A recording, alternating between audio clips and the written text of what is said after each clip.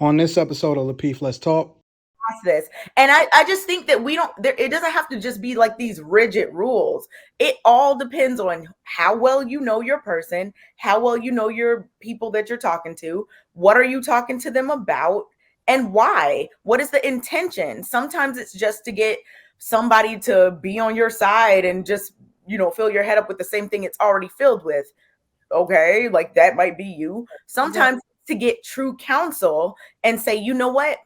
I am in this situation and I need counsel from someone who is more wise than me, who has been married for 30, 40, 50 years, and this and that. Like, I can talk to my grandma about something, and plenty of times my grandma has told me, like, look, you are the one. She didn't say tripping, but like, she can give me counsel about something, and I don't have to feel like, well, I'm going outside of my. No, my man actually respects that I have these women. I want to hear it. I don't want to know. I don't care about your chick. If we not talking about something that's fun, or the game, or going chilling and kicking it, or hitting the casino or something like that. If it ain't no fun junk, I don't want to know nothing about what you got going on with your chick. I'm not interested at all, not even a little bit. I think it's just about what you said earlier and what Trill kind of alluded to as well. When you said, certain stuff just isn't even, it's a non-factor because there's already trust. Trill brought up, like, I don't even want to know, like, I don't even care about certain stuff. I mean, that's just, I think these things naturally fall into place when you have a relationship that is trusting.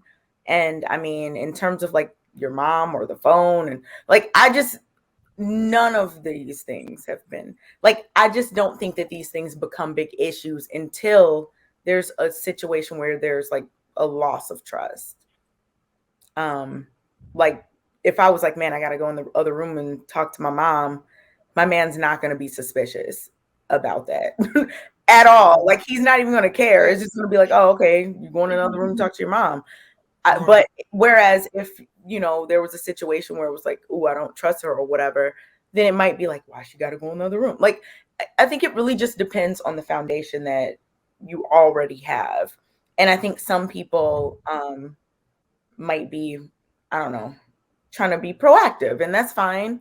Anton, before, because I know we're about to change topics, but Anton, earlier you said that like the internet, like live streams and, talking to, the YouTube people and everything was like one of your safe spaces.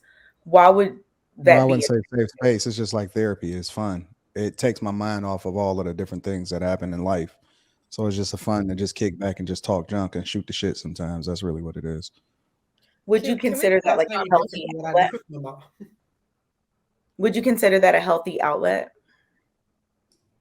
Yeah, for me, it might not be for everybody else because other people can't take what goes on online and people talking negatively about them and the comments and all of that other type of stuff. So I don't think that that's a healthy outlet for everybody else. But I think for if you don't give a fuck and you just, you look at this as not even real life, because most of these people you never going to see in real life in anyway. You know what I'm saying? It's just fun. It's just a fun thing for me. So. Hey, I got a question for Anton real quick. What's in that red cup, man? What's in the cup? Chill juice. I'm slow motion tonight, bro. Can the rest of you answer my question? I need to know. Right, hey, y'all ladies been going off. Look, hey, I don't want to derail this. I just got one statement to make. The problem with Black relationships is other people, outside sources, have too much influence in y'all relationship. So I can give you examples in detail where I had experience where I was dealing with a guy in Afghanistan, and then he was telling me about how nobody, or even if his wife wanted to vent to somebody else, they'll cut her off at the heels. Like, they'll snitch on her.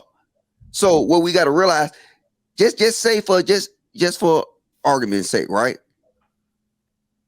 If other outside sources have this much influence in our relationships, can we just say this might be the problem? Because I tell you, I'm not finna fight with no friends, no mamas, no daddies, no nothing. It's my way or your ass out the door. And then that's what men finna start coming to. Because what's gonna happen if that friend or mama wants to talk to your man a certain way because what you wanted to vent? Who you gonna check? You gonna check your mama? What you gonna do then? What? Because you want to vent to your mama or your friend? No, he's doing this. He's getting on my nerves. And then down the line, your mama or your friend want to check your man. Are you gonna check your mama or that friend? If that happens, clearly don't come from people that have decorum, because why would your mom do that? Like y'all, never mind.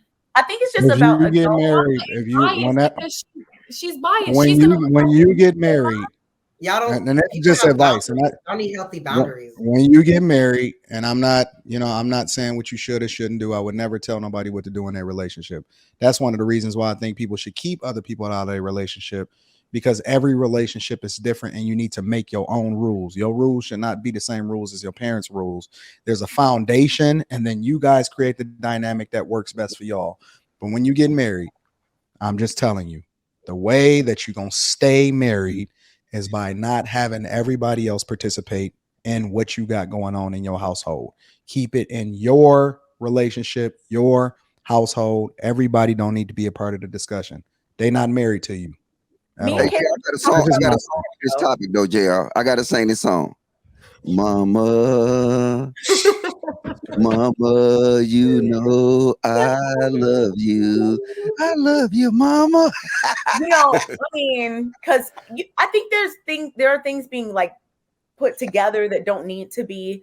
I think you can have discernment about what you're going to talk to people about, and you can also still talk to people about things that, like, I agree. Like, you shouldn't be telling people like life-changing things that might make somebody hate somebody forever if you plan on still being with that person, because people don't forget. Like, nobody's gonna forget like what happened to their daughter or their son at the hands of their mate. So like, if this is something that you feel like, you know what, we're gonna try to work through it, you have to be discerning and say, you know what, is my parent going to hate them forever if I say this? Or are they going to be able to get past this? And I just think that it doesn't have to just be like these rigid rules. It all depends on how well you know your person, how well you know your people that you're talking to. What are you talking to them about? And why? What is the intention? Sometimes it's just to get somebody to be on your side and just, fill your head up with the same thing it's already filled with.